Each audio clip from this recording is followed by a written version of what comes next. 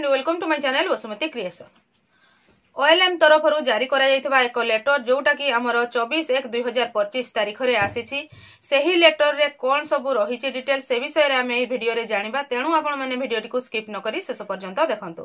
24/1/2025 रे ओएलएम तरफ एक चिठी जारी करा चिठी joint secretary to government cum additional CEO जारी करछंती एवं चिठीटी समस्त जिलार कलेक्टर एवं डिस्ट्रिक्ट मिशन डायरेक्टर को जारी करा चैनल टी को प्रथम थर पई देखुथिले सब्सक्राइब करनियंतु एवं पाखरे थिबा घंटी चिन्हटी को टिपी ऑल बटन को प्रेस कर दियंतु। ताहले आपण माने मोर आगामी वीडियो रो नोटिफिकेशन ठीक समय रे पाई परिबे। एही चिठी रो विषय वस्तु रही जे जीपीएलएफ रो कम्युनिटी इन्वेस्टमेंट फंड बा सीआईएफ रो लिमिट को वृद्धि करा जायछि। पूर्वरु जीपीएलएफ गुडी को सीआईएफ बाबद को जेते टंका आसुथिला तारो लिमिट को वृद्धि करा जायछि एवं अधिक टंका आपनकर जीपीएलएफ रो सीआईएफ अकाउंट को आसीबो। जो टंका टिकी आपनकर जीपीएलएफ रो जते एसएचजी शामिल हेछन्ते जीपीएलएफ रे समस्त एसएचजी मानकु तांको लोन आकार रे प्रदान करा जाय थाय एवं से मानकु किस्ती करा जाय थाय। किस्ती रो हिसाब रे से माने रिपेमेंट करथांती। देखंतु पूर्वरु सीआईएफ फंड को तीनोटी ट्रेंच रे हमर 35 लाख टंका जीपीएलएफ को आसुथिला बा जीपीएलएफ गुडी को दिया जाउथिला।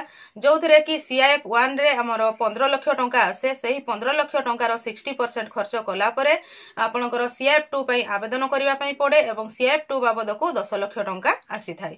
सही 10 लाख टंका रो पुणी जदी आपनकर जीपीएलएफ 60% ए जो सीआईएफ 1 एवं सीआईएफ 2 रो खर्च करि सारिला परे तापरे सीआईएफ 3 पई प्रपोजल दिया जाए एवं सही सीआईएफ 3 बाबद को 10 लाख टंका आसी थाय। जोटा कि हमर सीआईएफ 3 रे बिजनेस प्लान बा बिजनेस प्रपोजल दिया जाय थाय। एही तीनोटी जो सीआईएफ जो आसुथिला ताहा टोटल 35 लाख आसुथिला। किंतु एही लेटर माध्यम रे उल्लेख करा जायछि जे आपनकर सरकार ताहा वृद्धि करिसंती सीआईएफ रो लिमिट को, जहा कि प्रति जीपीएलएफ को 60 लाख टंका एही सीआईएफ बाबद को आसीबो।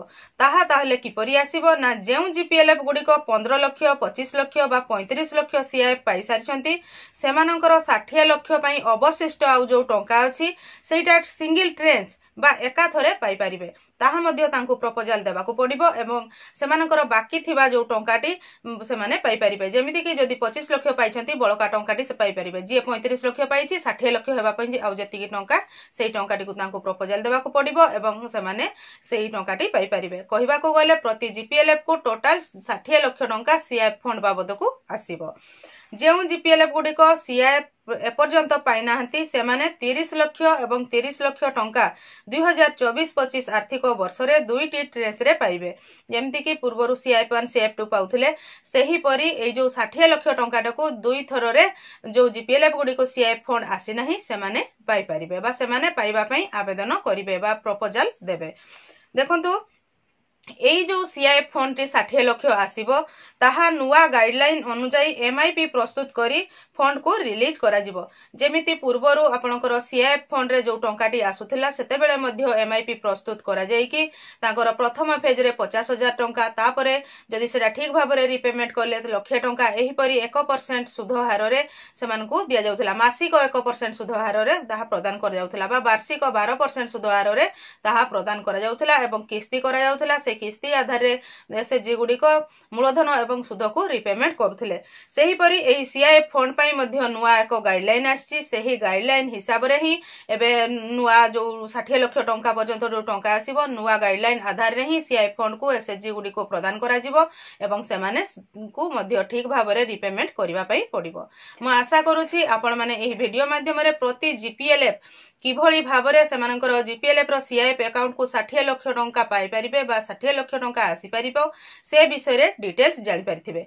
आजिर वीडियो रे बा सेतिकी। आजिर वीडियोटी को आपण शेष पर्यंत देखिथिबारु आपनको बहुत बहुत धन्यवाद।